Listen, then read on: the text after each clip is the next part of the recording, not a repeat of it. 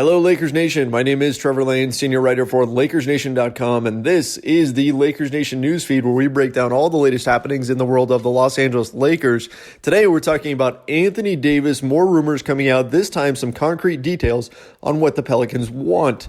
Now, before we jump into it, quick shout out to our sponsor, betonline.ag, your home for online gambling. All you have to do is head over to clnsmedia.com/LeBron. That's how they know that you came from us, and use the promo code CLNS50 to get a 50% bonus on your first deposit. All right, so according to Adrian Wojnarowski of ESPN, the New Orleans Pelicans, via David Griffin, have let teams know what the framework of a Anthony Davis deal would look like, and surprise, surprise, they're asking for a lot. What they want, according to Woj, is an all-star, a young player with all-star potential, and 2 first-round draft picks. Now, yes, that is a lot of talent that the Pelicans are going to be asking for, but I'll throw this out there. This is a negotiation, and the Pelicans starting at this point is not a surprise at all. In fact, I would argue that if the shoe was on the other foot, and Lakers fans, if the Lakers were the ones trading a star and they weren't asking for a lot right out of the gate, people would be pretty upset with them. Lakers fans would be pretty angry with them if they weren't asking for a lot. That doesn't mean that's what they're going to get, but Anthony Davis is a legit top 5 talent in the NBA, and so of course the asking price is going to be high. All right, now, another thing of note in here before we even dive into what the Lakers offer could look like.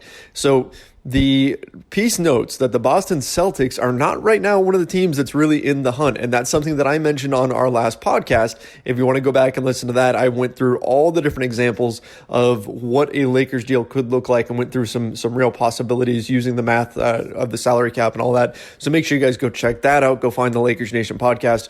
But as far as the Celtics go, they can't really get involved without knowing what's going on with Kyrie Irving, who looks pretty certain to leave in free agency. And if he leaves in free agency, that means the Celtics don't have a star there to convince Davis to stick around in 2020 when he hits free agency himself. So if Kyrie's gone, the Celtics shouldn't be willing to offer up Tatum and Jaylen Brown and all their assets moving forward, because, well, that would be silly, because they would be providing Davis with a barren roster to deal with for a year, and then he would just walk away and they'd be left with nothing.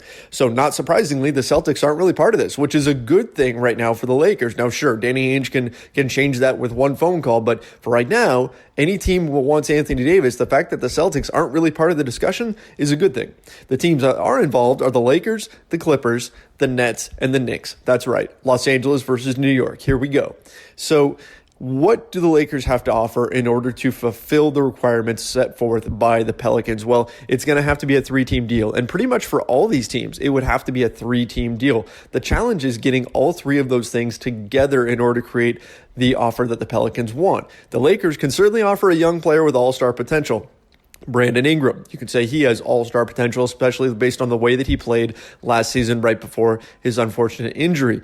Lonzo Ball, some may argue that he has all-star potential. It's kind of an eye of the beholder type thing. Kyle Kuzma certainly has value, especially on his tiny contract. Okay, so those are players who have all-star potential that the Pelicans could look at. The 2 future firsts, no problem. The Lakers have the number 4 pick this year, plus they've got all their future first-round picks. No problem shipping first-rounders to the Pelicans. They've got that. The challenge is the all-star level player, and this is why it would have to be a 3-team deal. The Lakers would have to go find another team that's willing to part with an all-star caliber player in exchange for the Lakers' assets that they can then ship to the Pelicans. So what would a deal look like? Well, Brandon Ingram goes to the Pelicans in the deal. He's the young all-star caliber player that they'd be sending. 2 future firsts, so the number 4 pick, and let's say the Lakers, 2021 first-round pick. Okay, you can throw protections in there. Maybe you don't. That can be part of the negotiation. All right, from there, you then have to go find that all-star. What do you have left in order to get that all-star? Well, you've basically got Lonzo Ball and Kyle Kuzma trying to get you an all-star caliber player to send to the Pelicans. Now, yes, in the end, what would that be? That would be everything. That would be all the young Lakers, really, with the exception of perhaps Josh Hart, going out in exchange for the pieces that they need in order to get Anthony Davis. And yeah, that is a lot. And maybe that makes some of you nervous. But again, I'll caution you, this is a negotiation. And that's a starting point. And the Woj piece does note that it's a sliding scale. So if they really, really like the young player with all-star potential, that can make the ask a little bit less for the legitimate all-star win now piece. Okay, or it can make the ask less for draft picks moving forward.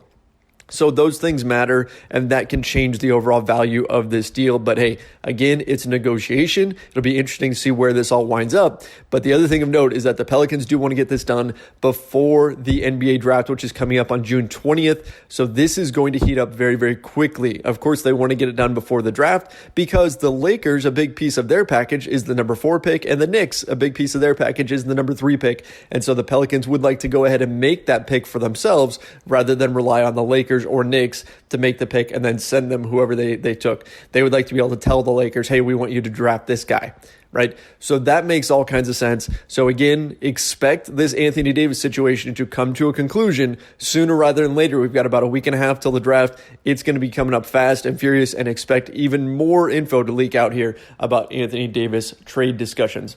All right, guys, that's going to wrap things up. Make sure you keep it tuned here to the Lakers Nation YouTube channel and head over to LakersNation.com, your home for everything Lakers, and go ahead and throw us some comments. What do you think? What would you be willing to give up for Anthony Davis? Fire that off down below in the comment section, and don't forget to hit subscribe. See ya.